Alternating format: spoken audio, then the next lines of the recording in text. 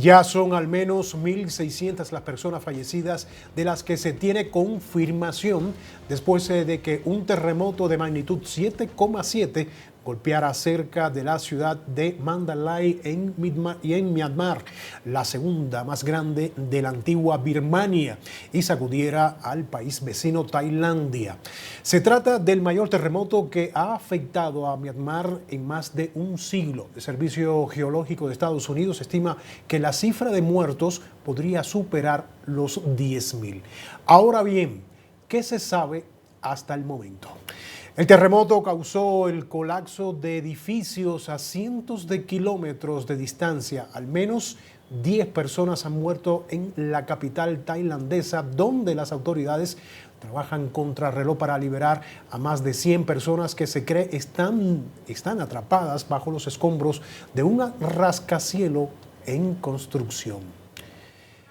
Y por su parte, Myanmar, una de las naciones más pobres de Asia, se tambalea tras una guerra civil desencadenada por un golpe militar en 2021. La debilidad de sus infraestructuras no le permite hacer frente a grandes catástrofes naturales. Además, las organizaciones humanitarias dicen que los cortes en las comunicaciones y los daños en las carreteras dificultan el acceso a las personas que necesitan con urgencia ayuda. Ahora bien, ¿quién está enviando ayuda a Myanmar? China. China envió un equipo médico y de rescate de 37 miembros provisto de importantes elementos de ayuda de emergencia. La India envió un equipo médico de 118 personas a Mandalay. Rusia, por su parte, se comprometió a enviar aviones cargados de suministros y personal de ayuda. Estados Unidos, por su parte, su presidente Donald Trump describió el terremoto como terrible y prometió que ayudará a ese país. Mientras la Unión Europea ha prometido el equivalente a 2,7 millones de dólares en ayuda de emergencia inicial, así como Corea del Sur, Malasia y también Singapur. Y llegamos al punto en el que nos preguntamos, ¿pueden esperarse todavía más réplicas de este terremoto en las inmediaciones? ¿Por qué se produjo un fenómeno de esta magnitud y qué condiciones deben estar dadas para que se produzcan? Para conocer más sobre este tema y responder a esta y otras interrogantes, nos enlazamos a Buenos Aires con el sismólogo Andrés Folguera. Andrés, gracias por estar aquí. Y bueno, son muchas las preguntas, por supuesto, que saltan ante una situación como esta. Tengo entendido, tú me lo vas a contar si no, Andrés, que este terremoto se produce por el deslizamiento de una falla entre dos placas tectónicas, una India y la otra la Euroasia, algo así. Pero bueno, explícanos más o menos.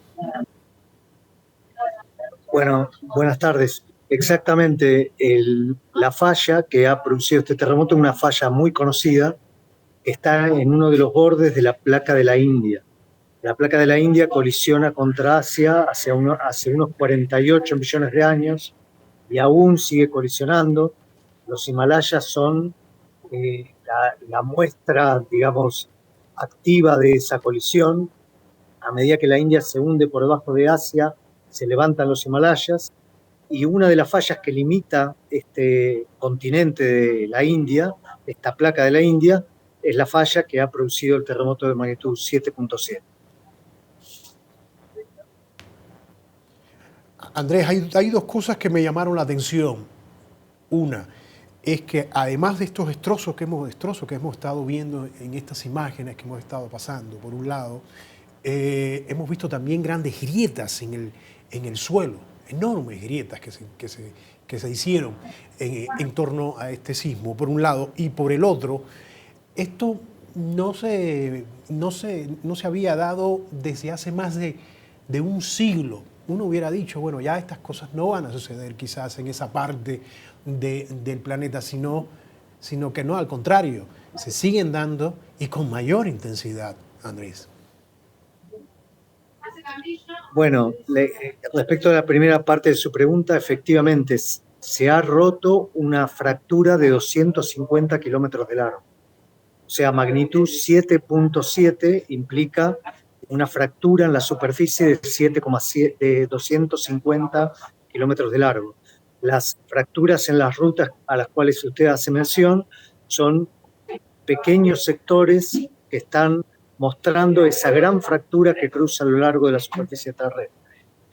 Y después, la otra pregunta tiene que ver con el tiempo que no había, que no se había manifestado este fenómeno en la región. La falla en cuestión tiene 1.400 kilómetros de largo y se rompe por sectores. Así funcionan las grandes fallas. En general, una falla que tiene 1.400 kilómetros de largo no se rompe de una vez en todos los sectores.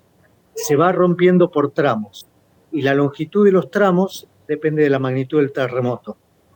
O sea, una magnitud cercana a 8, como en este caso, implica un segmento de 250 a 300 kilómetros de largo. El sector en particular que entró, que experimentó el sismo, no se rompía desde 1839. O sea que transcurrió mucho más que un siglo y medio al menos, el sector sin romperse y se encontraba acumulando tensiones y deformándose hasta que se desplazó y produjo el sismo allá. Andrés, y vemos también, bueno, hemos visto estos edificios que se han venido abajo como si fueran castillos de arena, que uno los toca y se desarman completamente. Y la pregunta que a uno le viene a la mente enseguida, a la cabeza enseguida, es, bueno, o estaban o no estaban bien hechos para soportar este tipo de eventos, por un lado, o fue algo tan brutal que aún y con medidas, controles, supervisiones, para evitar este tipo de cuestiones, aún así se viene abajo. Estamos viendo ya cuestiones que van más allá de lo que quizás uno imagina. Y te lo digo porque estamos, por ejemplo, en México, un país también donde, por supuesto, hay durante el año muchos sismos, algunos de magnitud muy poca, pero también otros, y seguramente tú lo sabrás mejor que yo. Y bueno, también hemos visto que sí, hay desastres, pero bueno, se ha venido un poco ganando en experiencia a la hora de las construcciones, por ejemplo. Sí, mire, hay dos factores ahí que pueden explicar la gran cantidad de edificios que se han derrumbado. Si usted se acuerda, hace 2 años hubo un gran terremoto en Turquía que con una cifra de muertos que nunca quedó claro, que es un caso muy similar a este, porque probablemente en los regímenes, los estados ocultan hasta cierto punto la cantidad de víctimas. En ese caso se ven caído como 400 viviendas. Gran parte de las viviendas no estaban construidas con estándares antisísmicos. Si bien en este caso es difícil aseverar que se trata de la misma situación, no es muy disparatado pensar en un escenario de ese tipo. Yo pienso particularmente que gran parte de las construcciones que se han caído probablemente no estén hechas con estándares antisísmicos. En el caso de México fue similar y hay un factor adicional que se denomina factor de amplificación local. El factor de amplificación local es cuando las ciudades en particular están construidas sobre terrenos blandos, como el caso de México. Los terrenos blandos vibran y amplifican la energía sísmica y pueden acentuar la energía sísmica hasta por 10, la energía original. O sea que algunos destrozos que se han producido en Tailandia, lejanos al terremoto, quizás pueden ser explicados por factores de amplificación local, por terrenos blandos. Pero yo no dejaría de lado el factor humano y probablemente la falta de construcción antisísmica. O una mezcla de dos, pero seguramente de esto vamos a seguir hablando porque, bueno, realmente por su magnitud y el evento como tal, pues realmente esto va a durar algunos días, algunas semanas más. Gracias Andrés. Era el sismólogo Andrés Folguera desde Buenos Aires.